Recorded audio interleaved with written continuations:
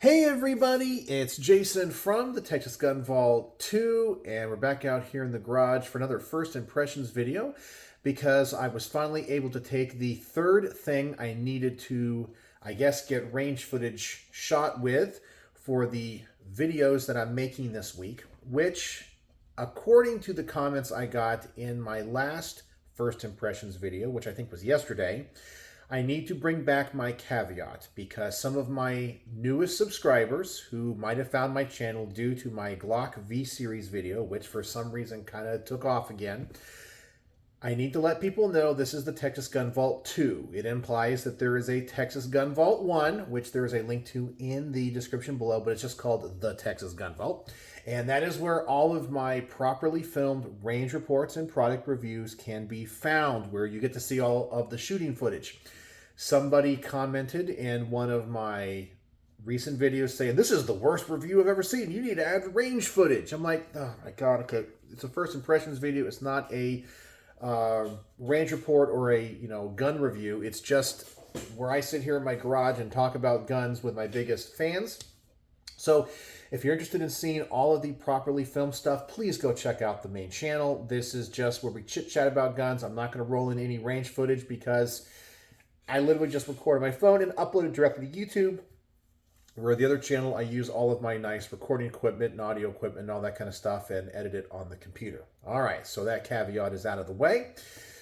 I took this really interesting suppressor to the range. This is the PTR VENT Spiritus 556i. So it's a 3D printed Inconel suppressor from PTR, which is a company I primarily knew for making HK legacy gun clones, like their version of the HK, was it the 91 and so forth, which they call the PTR 91, I think. But they've gotten into the suppressor game, and this is a 556 Inconel suppressor, 3D printed, and you can really tell because look at the texture on that end cap.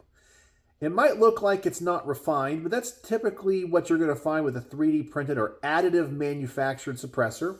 We also have these little, what are supposed to maybe be vents here on the side or something, but you can see the texture is just a little bit rough. Being an Inconel suppressor, it's quite heavy, and you can also see that little honeycomb pattern on the outside, which is kind of an interesting look to it.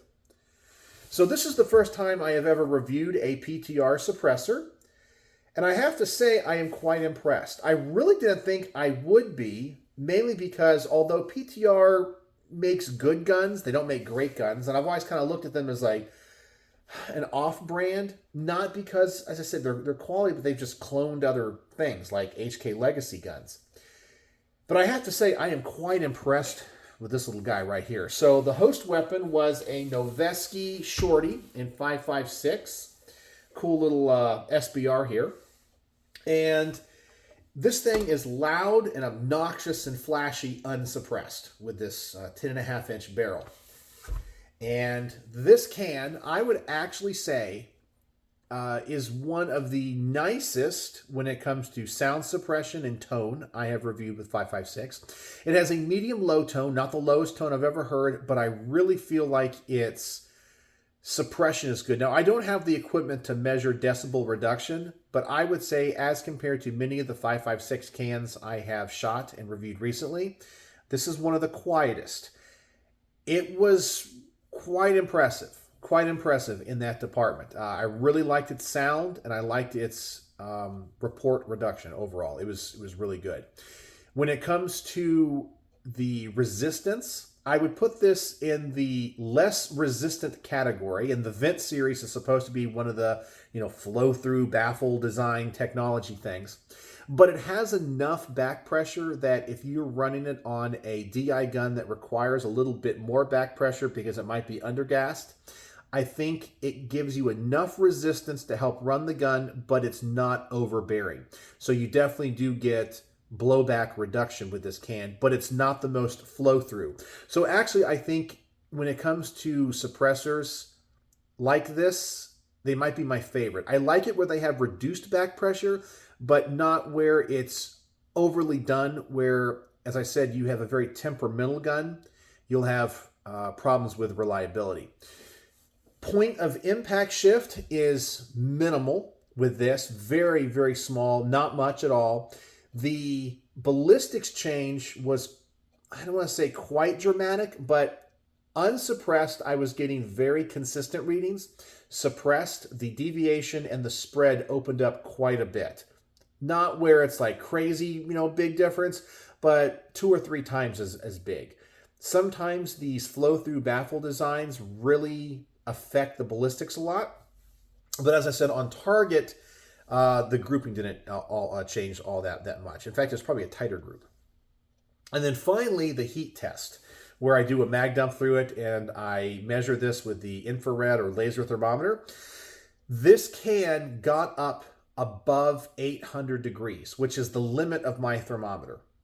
So you can also tell that the finish on this did not get damaged in any way, but this can get hot. I mean, super hot. So Inconel, like stainless steel, in my experience, does get hot. It retains the heat. Plus, with the flow-through baffle designs, have a lot of surface area. So initially, they capture a lot of that heat and hold it in. And I had to wait 1 minute for the thermometer to even be able to read it, where I could tell it was like 750 degrees, 760 degrees. 5 minutes later, we were below 300. So it doesn't cool off to the degree that other suppressors I have reviewed do. It does pass the test in that it dissipates more than 50% of the heat in 5 minutes. So I believe this is a can that is, honestly, in my opinion, really more of a law enforcement military can because it's so durable. I love Inconel as a build material for suppressors. I would actually put this on par with the results that I get and the feeling that I get from the Knights Armament cans. I really kind of feel like this can is on par with what Knights Armament is currently doing. It's a hefty can, which some people might not like that, because on the civilian side of things, a lot of people like the titanium stuff because it's so light. In fact, I think B&T does a lot of stuff with the titanium, which is good, as I said, for civilians because it doesn't affect the balance of the rifle all that much. This adds a lot of weight to the front and you feel it. But shooting it and how it performs reminds me very much like a military can. I do not like the aesthetics, though, with this honeycomb. I typically like my suppressors to be relatively plain, meaning I like to just see tubes. And if I was going to have this honeycomb pattern, the only time I really like this golf ball or honeycomb pattern on a suppressor is on the Knights Armament, where it has like a heat shield on like the NT4 suppressor. Now, this does give you a lot of good grip if you're trying to get it off. And sometimes, depending on the mount you're using, you can have a taper lock, which will get tighter with heat. So having this extra purchase is actually really good. But not the biggest fan of the aesthetics, but it's not overly tactical. It's just not my favorite design. I just kind of wish it was like a basic tube. But this suppressor really impressed me. I'm going to say that I'm probably going to give it 4.75 stars, maybe 5, depending on how I feel on the day when I film the garage portion of that range report. So if you have any experience with these PTR suppressors, especially the Vent series, let me know. This is a very durable, high-quality suppressor that is very expensive, but honestly, I think it's worth it. I understand that additive manufacturing and 3D printing is kind of the wave of the future, but I think I kind of prefer traditionally built suppressors. I really do. I am curious in the long run how these cans are going to hold up. And I'm really curious how, if you ever have to send one of these in for warranty work, how they repair them. You know, with a traditionally baffled suppressor where you have some type of tube, they can cut open the welds and they can pull out the baffle stack and then replace the baffle stack. But being that this is a suppressor that is built from the ground up as an additive manufactured product, I'm not 100% sure what they do. I don't know if they just literally destroy it and rebuild it with the same. I don't know how that works, because I don't see how a can like this that is not welded, how do you repair it? Let's say you have a baffle strike or you have other issues with it, and you send it back to the factory, I don't know how they would repair it, but obviously there's some way of doing that. But anyway, great can from PTR. I'm actually kind of excited to try to review some of their other cans from this company, because I thought this one would be kind of a dud, just because maybe my preconceived notions of PTR.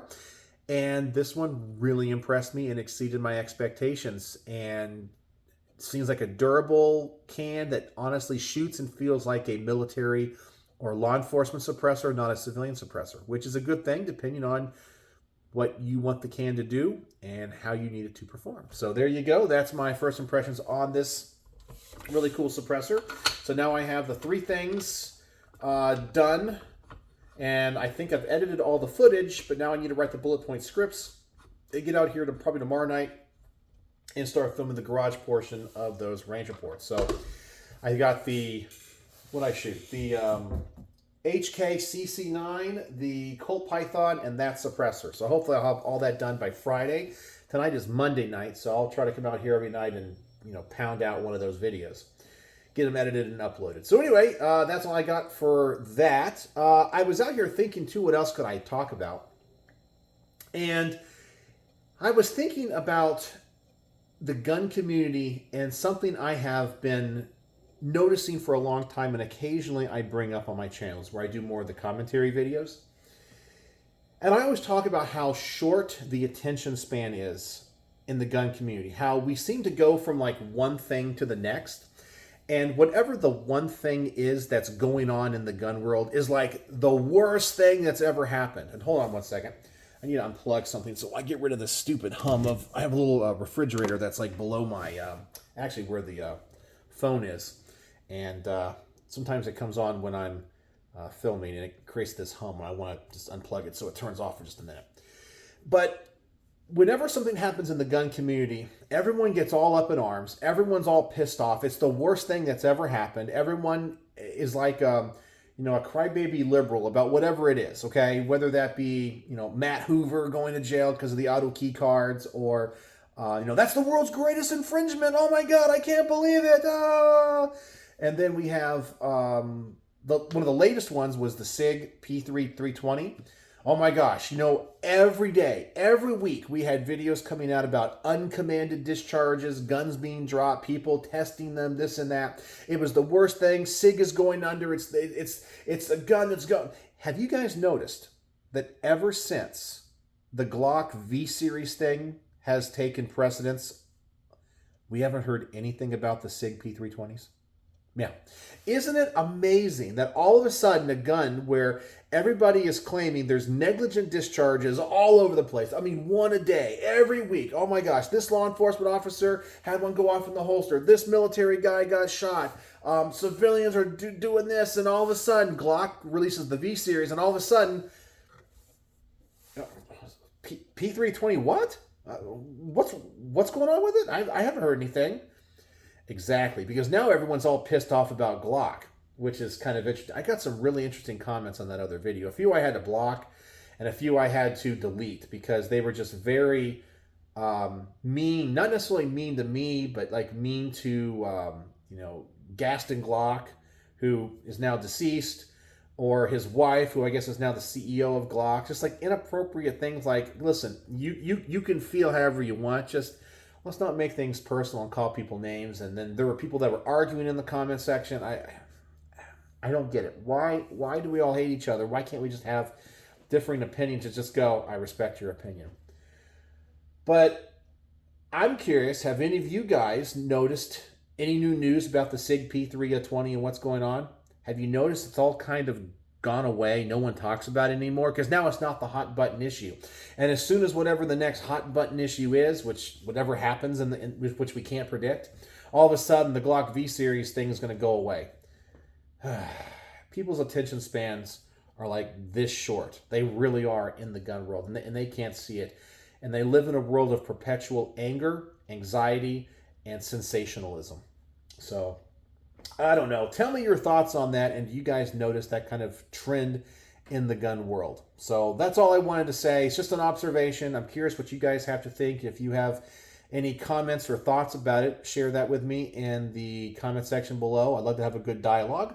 And tell me what you think about this awesome PTR suppressor, because it impressed me, and I'm excited to make the review on it. So the range report on this will come out probably in 2027 because I got that far ahead in videos. I just cannot believe it. So anyway, that's it. Hope you guys are having a great day, a great Monday. And I'll come back to you hopefully as many nights as I can this week if there's stuff to talk about. Because I know I'll be here in the garage doing videos. So we'll see if there's any gun news and things to discuss. So anyway, thanks for joining me here in the garage. Sorry this isn't the most interesting video in the world, but I always appreciate you joining me. And if you watch to the end of this video and want to participate in the word of the day and use it in your comment, so I know that you're a true vault dweller and can somehow stand listening to me talk for almost 16 minutes, the word of the day is going to be sensational. Sensational is the word of the day because whatever the big gun news is of the week, everyone is wanting to be sensationalist about it and make as many videos, and we just move on from one thing to the next because no one cares about the SIG P320 anymore and the uncommanded discharges. No one's testing them anymore because now we got to talk about Glocks and the V series. So there you go. So let me know your thoughts in the comment section below. And as always, thanks for watching.